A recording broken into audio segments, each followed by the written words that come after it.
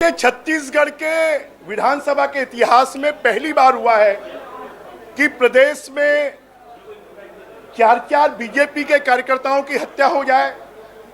प्रदेश में पुलिस वालों की हत्या नक्सलाइट कर दें, वो शहीद हो जाए।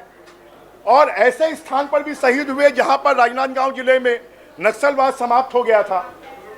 पूरे देश में नक्सल गतिविधियों में सबसे उच्च स्तर पर कोई है तो वो छत्तीसगढ़ है।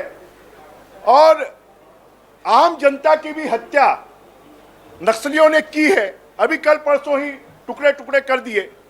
और छत्तीसगढ़ की विधानसभा में नक्सली गतिविधियों को हमेशा गंभीरता से लिया है। स्थगन प्रस्ताव से बड़ा प्रस्ताव कोई विधानसभा में नहीं लाते, लेकिन स्थगन प्रस्ताव पे चर्चा कराने से सरकार भाग गई। और यदि स्थगन प्रस्ताव पे चर्चा नहीं कराएंगे तो और किस पे चर्चा कराई जाएगी? और वो भी ऐसा स्थगन प्रस्ताव कि जिसमें भारतीय जनता पार्टी के कार्यकर्ताओं को टारगेट करके किलिंग किया गया है। आज बस्तर जल रहा है, सरगुजा जल रहा है, धर्मांतरण हो रहा है। जिस प्रकार से वहां पर नक्सलियों के माध्यम से भाजपा कार्यकर्ताओं की हत्या हो रही है और हमारे 2 दिन में 5 जवान शहीद हुए,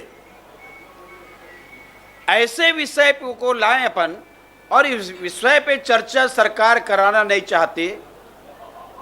लेकिन ये परंपरा गलत है। विधानसभा में अल्पमत की आवाज को बहुमत दबा ना पाए, ये व्यवस्था होनी चाहिए। लेकिन आज ये दुर्भाग्य रहा।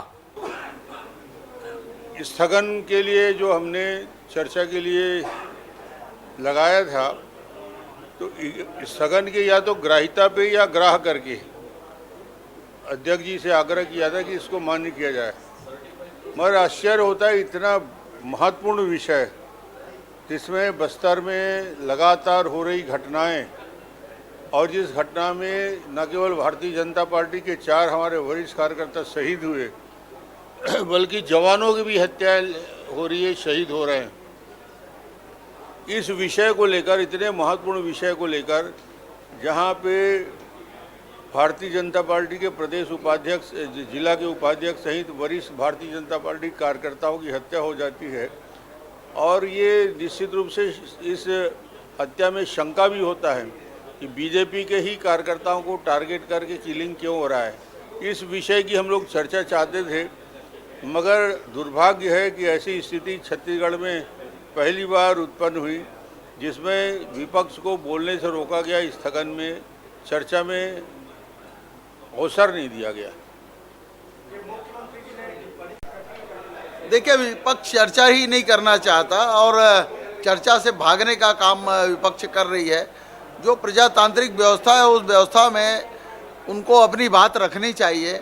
वो जिन चीज़ों को नहीं बोलना चाहिए या जिन चीज़ों को नोटिस देकर बोलना चाहिए, उन चीज़ों को वो यहाँ बोलना चाहते हैं ताकि कार्यवाही बाधित हो, और वो कार्यवाही बाधित करके काम करना नहीं चाह रहे हैं। और विपक्ष जो है चर्चा से भागने का काम कर रहा है।